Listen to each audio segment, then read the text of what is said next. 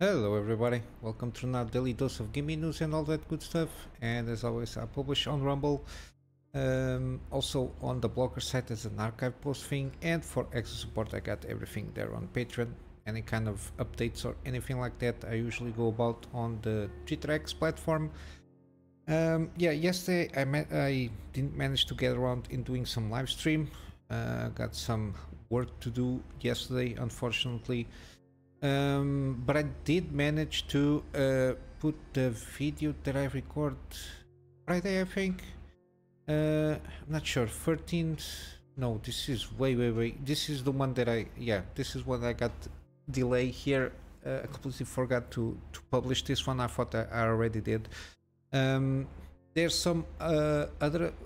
There are more on the background, on the back burner. I think YouTube is still processing.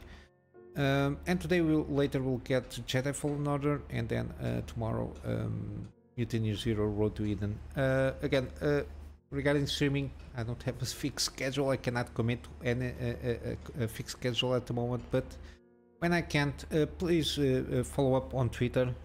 Usually between 10 to 30 minutes before I start, I usually tweet about it. And oh my god, sorry. And I stream at the same time on YouTube and Rumble, so depending on your preference there.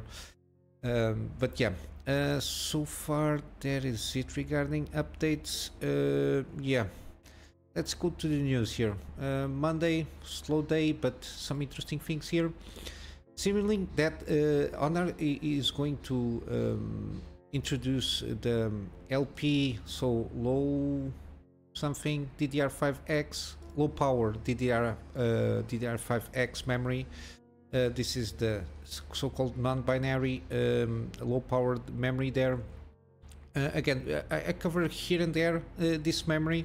I think it's going to be a huge deal in the sense that a lot of especially laptops will benefit from this, mainly because of the size of the memories and the modules, how they are implemented, and the fact that I think if not mistaken, if they are not soldered, you can change very simply the memory there, and the fact that they are usually 12 gigabytes at least.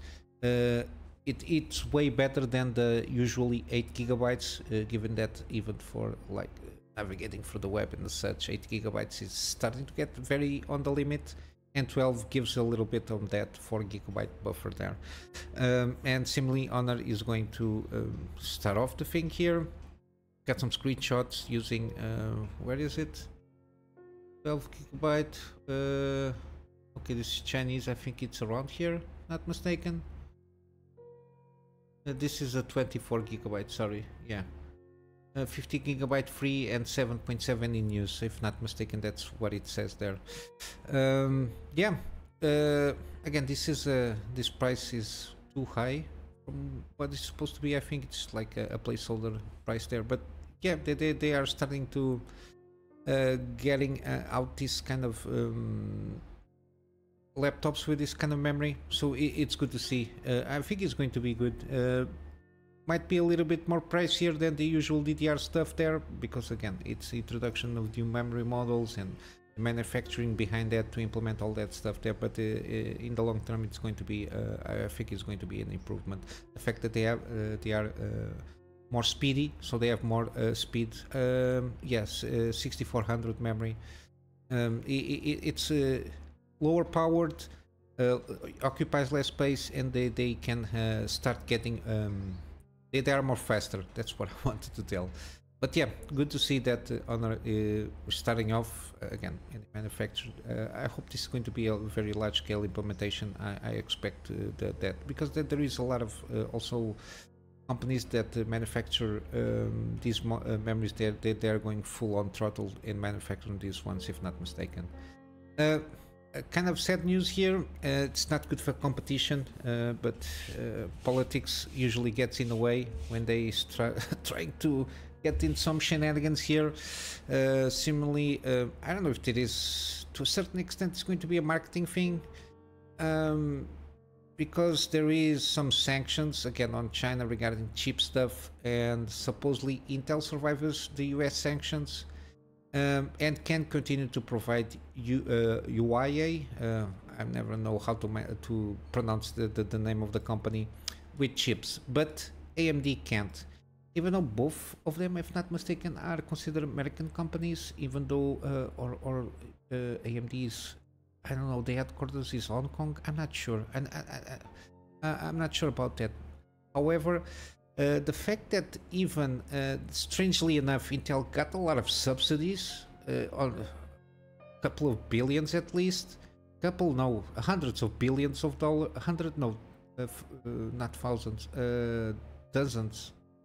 Yeah, it got I think 60 billion something to in subsidies to construct some fabs, if not mistaken, in the United States. But even though those fabs are not going to be high-end fabs, I think it's going to be in the process nodes of like 8 nanometers and as such. It's not going to be the high end. The foundries are still the high end ones are TSMCs and some of them are also Samsung. Not mistaken, the ones that are starting to ramp up the 2 nanometer production, and 3 and 4 and 5 nanometers. Usually it's around that thing. But yeah, I think one of the factories was in Arizona. I think I covered that thing a couple of months ago, give or take. But yeah, seems that there are some preferences here. I don't know, it's because of the fact that Intel is supposed to be an American company, let's say. But still, the fact that they have this theater of trying to pressure Asian markets, especially China, regarding with sanctions, they still allow Intel to do this. Again, for sure, somebody is taking money out of this thing. It's unusual that the fact that supposedly, again, similarly, this license for them to not or to allow the Intel to chip advanced CPUs to UI was issued from the Trump administration, and from whatever I got the sense here, it's that they are basically were at least trying to cancel everything that the Trump administration did regarding anything, and it's weird that they just let this one pass through. Again, I don't know what kind of shenanigans happening, mainly because Intel needed supposedly those 60 billions. I'm not sure the value there, but I think it was around those values to manufacture new fabs, and I think even some new fabs were not even to be placed in the United States. But yeah, I'm not positively sure. It's something that I'm not very into, but I see some article news there. But yeah, and of course AMD just push some complaints, mainly because it's mainly because of the fact that if you put sanctions on a specific product, or not product, but in a specific technology, and you just let one of the companies that makes that product, in this case it's going to be high-end chips or CPUs, and you start selecting winners, this is not going to work out well in the long term. This is a useless exercise to a certain degree. But yeah, the fact that they just basically prohibiting AMD to sell their Ryzen CPUs regarding this kind of sanctions here, it's not a good move. It doesn't make anybody anything except for some again, this is mainly for, I don't know what kind of things happening with the Intel guys and USA government for them to allow this and just don't let other companies do that. It's not part of what usually American administrations call free markets and capitalism and all that stuff. This is just trying to select winners in a showcase of preferences here. But yeah, even though that this company, it's been sanctioned all over the place. They cut off everything from 5G implementation in the United States and some countries in Europe. The fact that you don't see cell phones from UI, or even laptops at least I think you don't see them in American market. It's very weird that they are just letting the fact that they want to sanction. And of course, this little guy, Marco Rubio, called for them to basically remove Intel's licenses. Again, at least he's kind of consistent in that, that if you not letting one company, or you shouldn't have any company let sell these high-end chips, CPUs, GPUs, whatever it is to Chinese, you just block everything. Or you block everything or you don't block everything. At least he is consistent in this, even though I don't think he's a very smart guy trying to go about and use sanctions war, because people tend to forget that in a certain sense these chips are manufactured in China, most of them, these high-end chips, for good or for bad. I don't know why United States, given that there's a lot of American companies and they didn't think, I think they didn't follow out long-term plans for this in terms of technology-wise. They don't have basically any kind of high-end manufacturing chip facilities in Americas and even in Europe. They just put everything on the hands of Chinese companies and foundries to do all of this, and now this is going to be a shot in the foot in the long term. But yeah, it is what it is. I don't know how this is going to be. Again, in short term, AMD is not going to do a lot of profits there, but the fact that their own CPUs are being are way better than what they can do. They do the same performance with basically half of the power consumption there. Yeah, they are selling well. I don't think in short term for these kind of things regarding UA, because they are a huge company in China, they sell a lot of stuff. It's in the short term they're going to suffer a little bit, but the fact that they are been doing great things so far, at least in the CPU front, even in the AI stuff there, I think the MI 300 something X, something like that, I covered that last week, I think.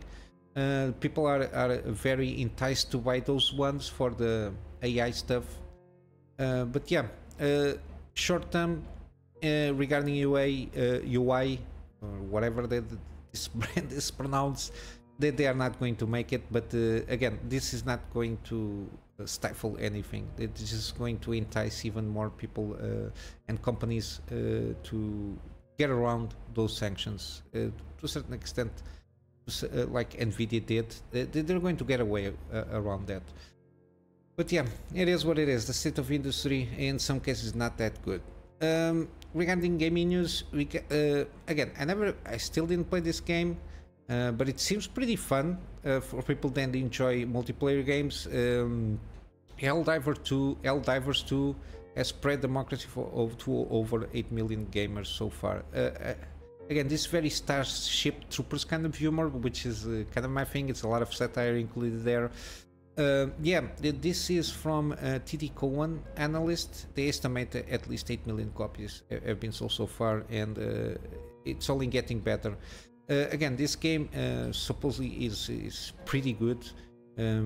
It's got unique mechanics that usually you don't see on first person, not first person. This is a third person kind of a shooter thing here, and the way they go about making players help each other with some, depending on your loadout and how the general story of the game, let's say, and the campaigns that they launch, how it affects the overall game. Seems very interesting how they're going about it.